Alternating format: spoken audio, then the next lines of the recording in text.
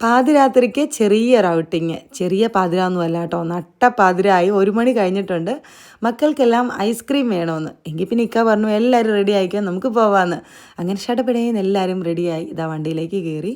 1 മണി കഴിഞ്ഞുകൊണ്ട് നമുക്ക് കോട്ടയം ടൗണിൽ ഐസ്ക്രീം കിട്ടത്തില്ല. 11 മണി വരെയൊക്കെ ലുലുവിൻ്റെ ഷോപ്പിൽ കിട്ടും, പിന്നെ അവിടെയും കിട്ടത്തില്ല.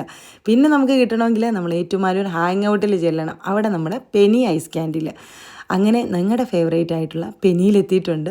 കരിമ്പുംകാട്ടിൽ ആനേനെ കയറ്റിയ അവസ്ഥയില്ലേ, അതാണ് മക്കളെയും കൊണ്ട് പെനിയിലേക്ക് കയറിയപ്പോൾ സംഭവിച്ചത് കേട്ടോ. കാരണം ഒരുപാട് കളക്ഷൻസ് ഉണ്ടല്ലോ ഇവിടെ, നല്ല വെറൈറ്റി ടേസ്റ്റിലുള്ള ഐസ് ക്യാൻഡികൾ. പിന്നെ ഞാൻ വന്നതേ ഈ ചുമരിലേക്കൊക്കെയാണ് നോക്കിയത് കേട്ടോ. അവിടെ വരച്ചിരിക്കുന്ന ചിത്രങ്ങളൊക്കെ അതെന്നെ പഴയ കാലത്തേക്ക് ഒന്ന് കൊണ്ടുപോയിട്ട് വന്നു.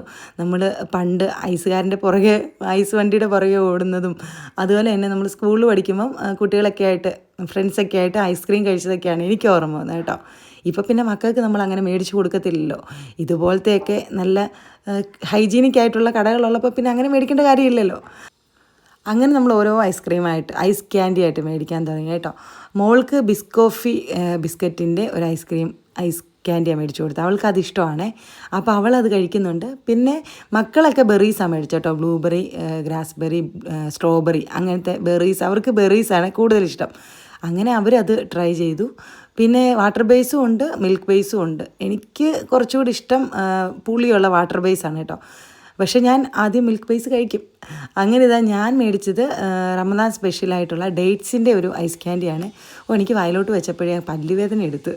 നല്ല തണുപ്പും ഉണ്ടല്ലോ, നമ്മൾ ആ തണുപ്പത്തിരുന്ന് തണുപ്പോട് കൂടി ഫ്രീസറിൽ നിന്ന് എടുത്തുകൊണ്ട് കഴിക്കുമ്പോൾ നല്ല തണുപ്പല്ലേ. പിന്നെ കഴിച്ച് വരുമ്പം സെറ്റാകും. അങ്ങനെ 1 മേടിച്ചു, 2 മേടിച്ചു, 3 മേടിച്ചു, അങ്ങനെ കുറേ കഴിച്ചു കേട്ടോ. പിന്നെ ബ്ലൂബെറി നല്ല മധുരമായിരുന്നു മറ്റേ ഡേറ്റ്സിൻ്റെ. അപ്പം ഞാനെടുത്ത് കുറച്ച് പുളിയുള്ള മേടിക്കാമെന്ന്, അങ്ങനെ ബ്ലൂബെറി മേടിച്ചു. ബ്ലൂബെറിക്കകത്ത് ആ ബ്ലൂബെറി അങ്ങനെ ഇട്ടിട്ടുണ്ട്, ഒക്കെ കടിക്കാൻ നല്ല രസമായിരുന്നേ. പിന്നെ വാട്ടർ ബേസ്, അതിന് 5 രൂപയുള്ളൂ കേട്ടോ. നല്ല മുതലാണ് ഐസ്ക്രീം. അതിൻ്റെ ഓറഞ്ചിൻ്റെ ഫ്ലേവറാണ് എനിക്കിഷ്ടം, നല്ല ടേസ്റ്റ് അത് കഴിക്കാൻ. പൈനാപ്പിൾ, ഓറഞ്ച്, ഗ്രേപ്സ്, പിന്നെ സേമിയയുടെ ഐസ് ഉണ്ടായിരുന്നു, നമ്മുടെ പണ്ടത്തെ ഐസ്, അതും മേടിച്ചായിരുന്നു. പിന്നെ കുറേ ഐസ് അവിടെ നിന്ന് കുറേ ഐസ് പാക്ക് ചെയ്തു.